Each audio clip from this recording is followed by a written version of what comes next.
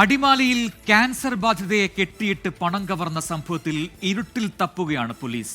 ദിവസങ്ങൾക്ക് മുൻപേ പ്രതി വീട്ടിലെത്തി രോഗവിവരം തിരക്കിയിരുന്നുവെന്ന് ആക്രമണത്തിനിരയായ വീട്ടമ്മ 24നോട് പറഞ്ഞു. പ്രദേശത്ത് ഏറെ നാളായി മോഷണശല്യം ഉണ്ടായിട്ടും പോലീസ് അന്വേഷണം ശക്തമല്ല എന്നാണ് നാട്ടുകാരുടെ ആക്ഷേപം.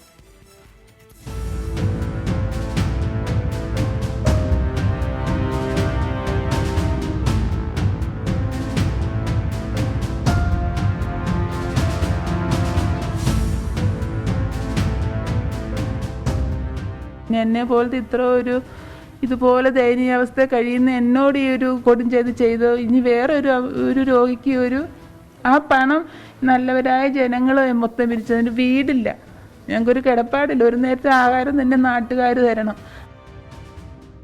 രോഗാവശതയും ജീവിത പ്രാരാബ്ദവും തളർത്തിയ ഉഷയും കുടുംബവും സുമനസ്സുകളുടെ സഹായത്താലാണ് ഓരോ ദിവസവും തള്ളി നീക്കുന്നത്.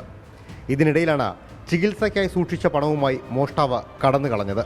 കൊല്ലുമെന്ന് ഭീഷണിപ്പെടുത്തി കയ്യും കാലും കട്ടിലിൽ കെട്ടിയിട്ട് വായിൽ തുണിയും തിരികെ ശേഷം പണമെടുത്തയാൾ തന്നെയാണ് ദിവസങ്ങൾക്ക് മുമ്പ് വീട്ടിലെത്തി രോഗവിവരം തിരക്കിയത് എന്ന് ഉഷയ്ക്ക് ഉറപ്പുണ്ട്.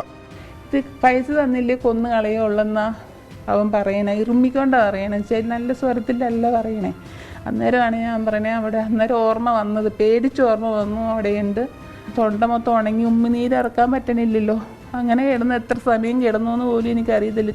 ആളുകൾ ഒട്ടനവധിയുള്ള പ്രദേശത്ത് തുടർച്ചയായി മോഷണശ്രമം നടക്കുന്നതായി പരാതി പറഞ്ഞിട്ടും പോലീസ് ഇടപെടൽ ഉണ്ടായിട്ടില്ല എന്ന് ജനപ്രതിനിധികളും ആരോപിക്കുന്നു.